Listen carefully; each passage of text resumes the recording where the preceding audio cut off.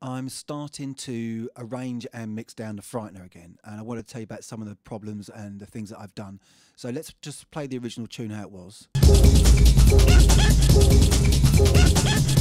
Now, the first thing I see as the main problem is the amount of mud in there. I mean, let me show this frequency.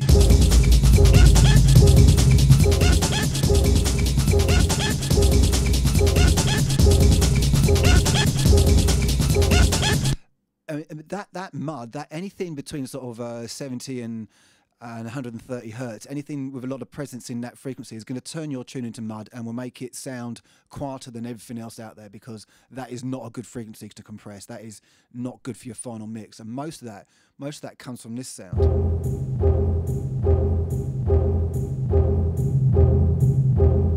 It's really responsible for most of the bass in the tune, and that's a real problem because it's mud. Most of the bass in the tune is mud, and I know we laid it up with a Juno sub, which I've tried to emulate. Here's the old Juno bass line.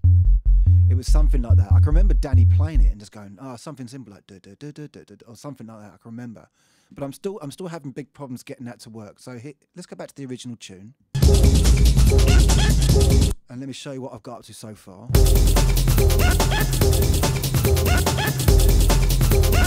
So what I'm trying to do is open them drums up a little bit. I know if I play this live and it sounds as mushy as that, it's going to sound awful. That tune suffers on inferior sound systems because it's not very dynamically rich. So that's what I'm trying to do. I'm trying to open that up.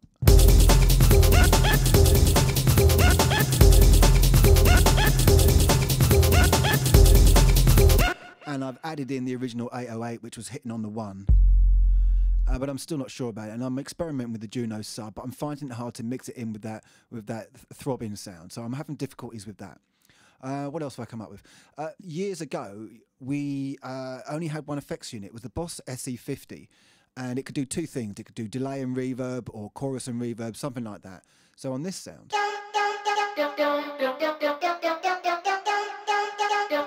I've got it send into this effects bus, which is a delay unit. So the delay's on full wet because obviously it's the just a send, but this and then a reverb. But the reverb's up with the dry max because the dry max is just the delay send, and then the reverb on top of the delay. So that's what I'm adding in on that. I've got a little effects bus trying to emulate that, which has worked out quite well. So let's have a listen to what we have like that.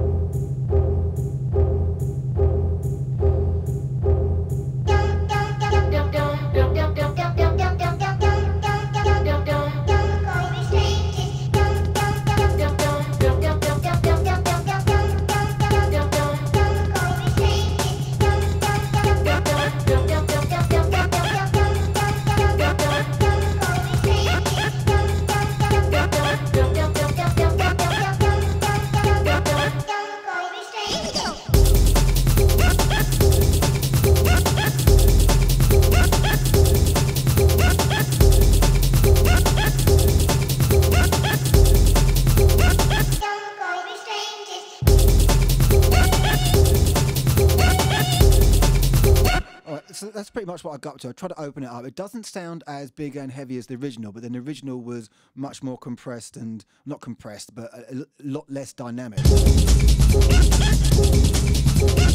mean, that just sounds like mud to me now. Obviously, a couple of other tricks. I've added in a kick and a snare. They pitch because the original break. This where is it? The intro break. This one here. It's got two different pitches of snare in it, so I've tried to emulate that.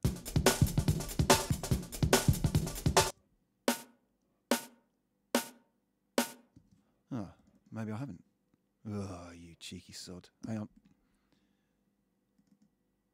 Yes, there it is. So, yeah, I have tried to do it here.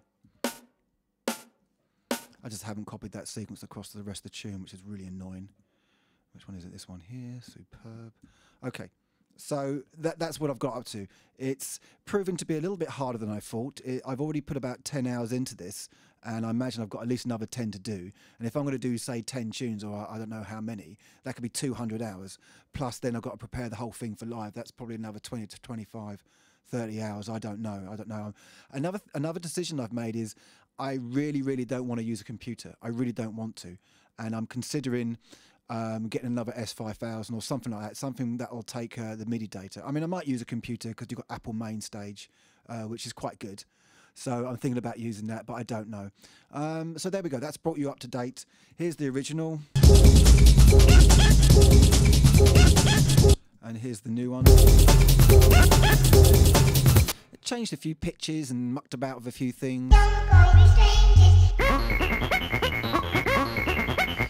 But there's plenty more to get on with. I don't think that's the best example to start with, but it was the easiest one because I knew this one was so simple. It's only got a few bits to it.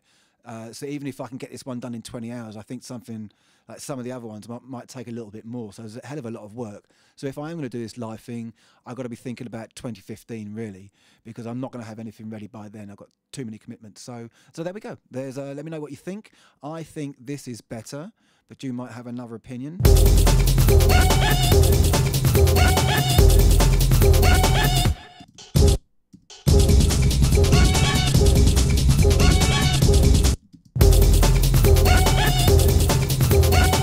Yeah, that snare could come out a little bit more and everything. So there we go. There's the Frightner, which will be ready hopefully for 2015. Thank you very much.